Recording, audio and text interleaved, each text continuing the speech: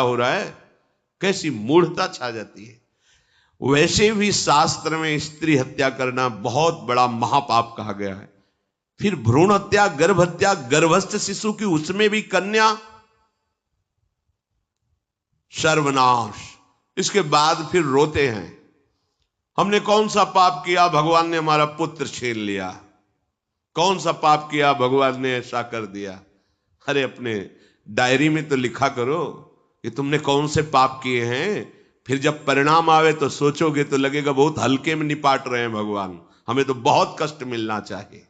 कैसी कैसी निर्दयता बैठ गई हो। हम मनुष्य कहलाते हैं, सदगृहस्थ कहलाते हैं, गर्भ से चलते हैं, और गर्भस्थ शिशु की हत्या।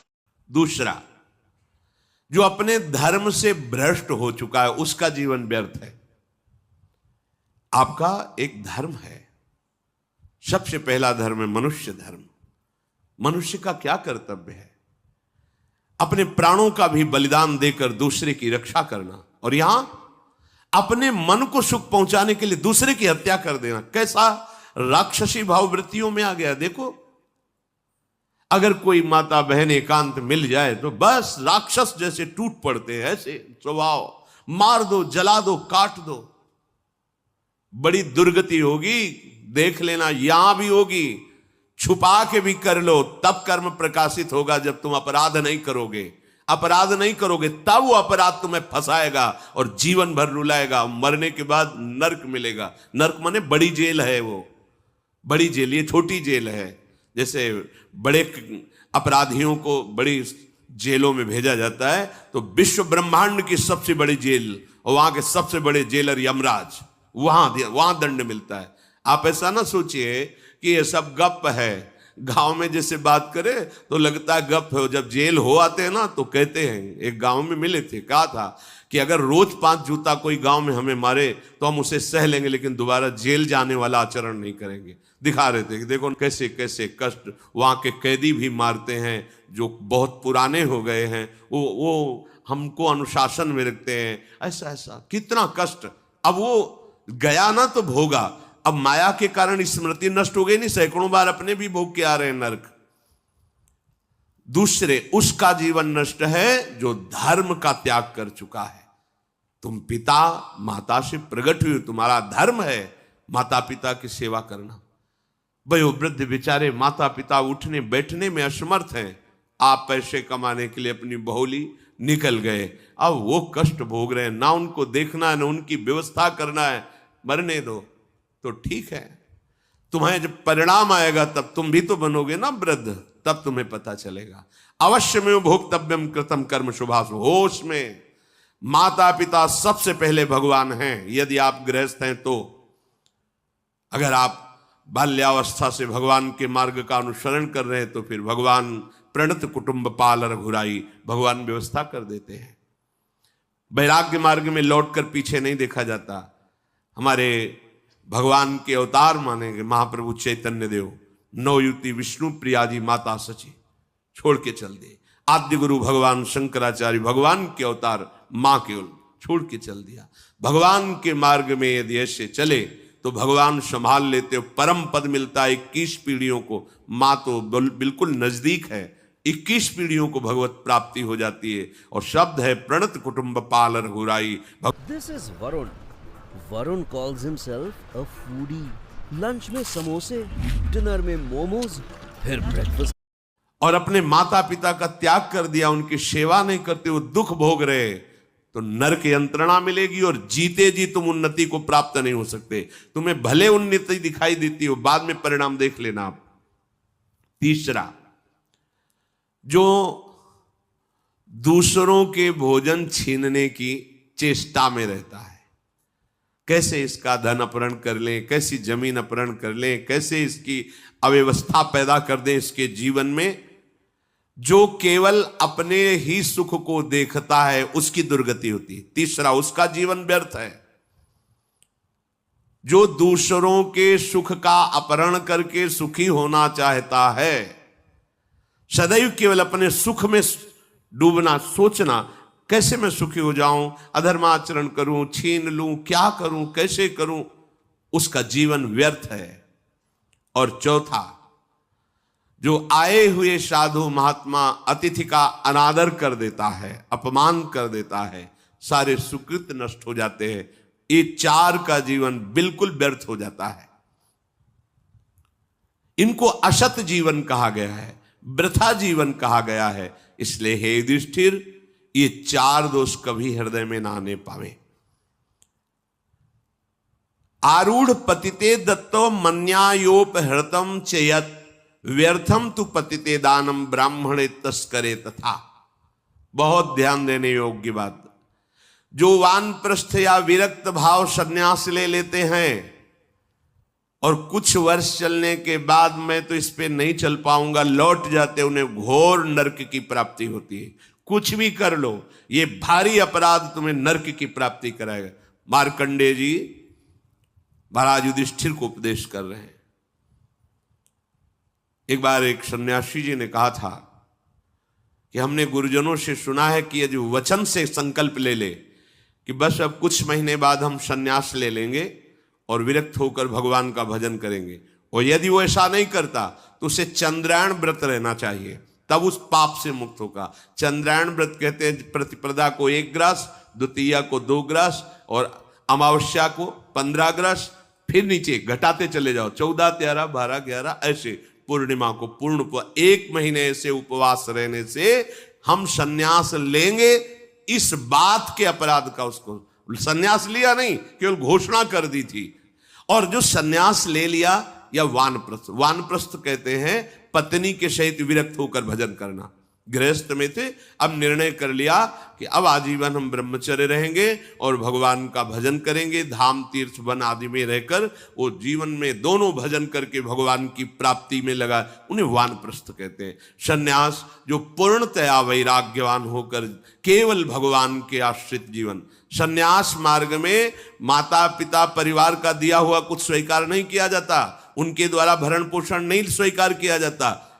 अगर स्वीकार करता है अपने धर्म से भ्रष्ट हो जाता है। ये मनमानी आचरण, न शास्त्र स्वाध्याय है न सत्संग में श्रद्धा है। मनमानी आचरण से अध्यात्म मार्ग प्रकाशित नहीं होता। जिसने सन्यास ले लिया और वो फिर गृहस्थ में लौट जाता है, अब हमसे तो होने वाला नहीं, तो उसे आरूढ़ पतित कहते हैं। आरूढ़ पतिते दत्तो मन्यानयोपहृतम चयत, उसको दुर्गति प्राप्त होती है। इसलिए होश में, ये मार्ग ऐसा नहीं अब हमारा मन नहीं लगता, अरे अहो भाग्य है कि तुम्हारे भाग्य से विषय भोग मिटा दिया भगवान ने, तुम्हें परमार्थ का मार्ग दे दिया। जिसको छोड़ना कठिन है भगवान ने उसे काट दिया, चलो मेरे मार्ग में चलो। हम मनमानी आचरण नहीं, बिल्कुल नहीं।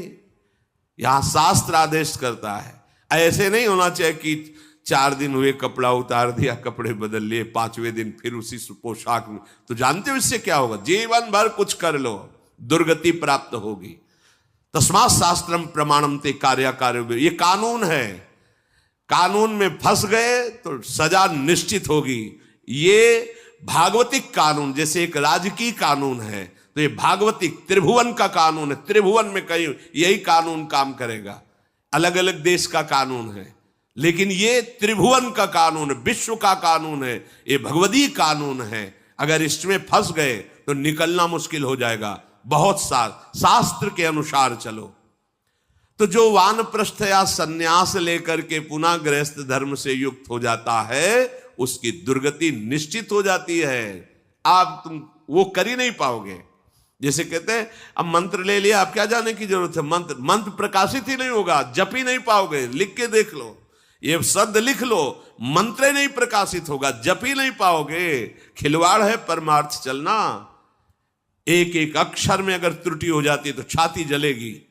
कैसे गलती कैसे होगी? एक अक्षर भी अगर शास्त्र सम्मत इष्ट प्रेरित है, हृदय शीतल रहेगा, परमार्थ प्रकाशित रहेगा। ये मार्ग है। अब कौन शास्त्र स्वाध्याय करता है? कहां में सत्य चर्चा सुनने को मिलती है? भगवत कृपा है जो सुनने को मिल रही, इसको हृदय में धारण करो। जो जीवन हमें भगवान ने दिया है, ये निंदनीय जीवन नहीं है, ये रोने वाला जीवन नहीं कि हाय हमें दूल्हा नहीं मिला, दुल्हन नहीं मिली, हाँ संसार के भोग नहीं मिले, परिवार बड़ी कृपा हुई, जिस दलदल से हम नहीं निकल सकते थे, नहीं निकल पाए अनंत जन्मों से, आज हमारी लाडली ने फूल जैसा मुझे अलग कर दिया। ये गृह कारज नाना जंजाला, ते अति दुर्गम शैल विशाला, ये शर्म आवत अति कठिनाई, राम कृपा बिनु आए न जाई। भगवान ने तुम पर कृपा की, तुम्हें नाचना चाहिए कि रोना चाहिए? विषयों को देख देख कर जलते हो, भोगने की लालसा रखते हो, कैसा जीवन, व्यर्थ जीवन। बिल्कुल नहीं, सावधान, तुम्हारा जीवन भगवान के लिए, तुम्हारे भाग्य में श्री जी लिख दी गई है। आह, हमें नाचना चाहिए। हमारे भाग्य को बदल कर प्रभु ने अपना चरणारविंद, अपना धाम, अपना नाम, अपनी सेवा दे दी। धिक्कार है अगर ऐसे होने पर भी ललचाए और उस मार्ग की तरफ जाए जहां से श्री जी ने निकाल लिया है। तो जो वानप्रस्थ या संन्यास धर्म स्वीकार करके पुनः गृहस्थ धर्म का आश्रय ले लेता है, उसकी नारकी गति होती, दुर्गति होती है। और जो पापाचरण करके, अन्याय से, अधर्म से छीन झपट करके धन, और सोचता है उसमें कुछ दान कर देंगे। जैसे किसी ने प्रश्न किया था ब्लैक और व्हाइट, कि अब हम तो ब्लैक और व्हाइट का मतलब काला और सफेद समझते हैं, तो काला धन का मतलब होता होगा अधर्माचरण या जो राजकीय विभाग से पास ना हो, उसे ही काला धन कहते होंगे। तो काला धन काला ही रहता है, कोई व्हाइट नहीं कर सकता उसे। जमा कर लो, एक समय आएगा कि ट्रक में लद के सब चला जाएगा, तुम भी लद के चले जाओगे। अगर वो समय ना आया तो यमराज के दूत तुम्हें ले जाएंगे, सब यही पड़ा रहेगा। होश में चलो। दान किसे कहते हैं? खूब मेहनत करो, धर्म से कमाओ, फिर उससे एक रोटी की व्यवस्था किसी की भी कर दो, उसे सतदान कहते हैं।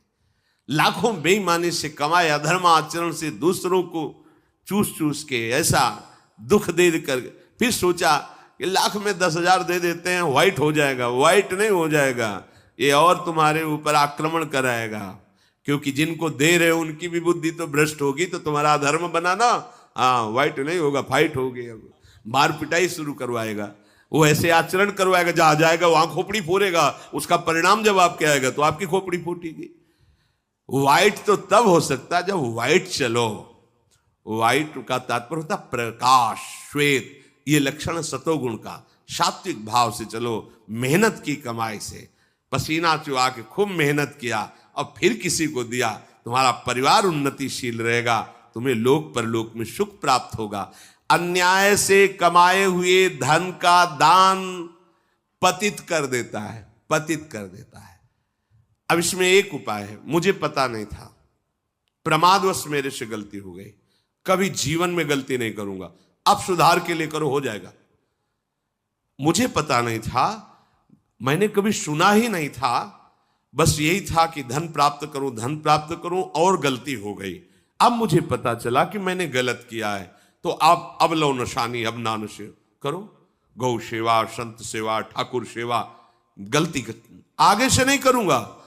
ये एक सूत्र बहुत बढ़िया, अबलो नशानी अबना नशे, ये सबको पावन कर देता है, सब कुछ पावन कर देता है।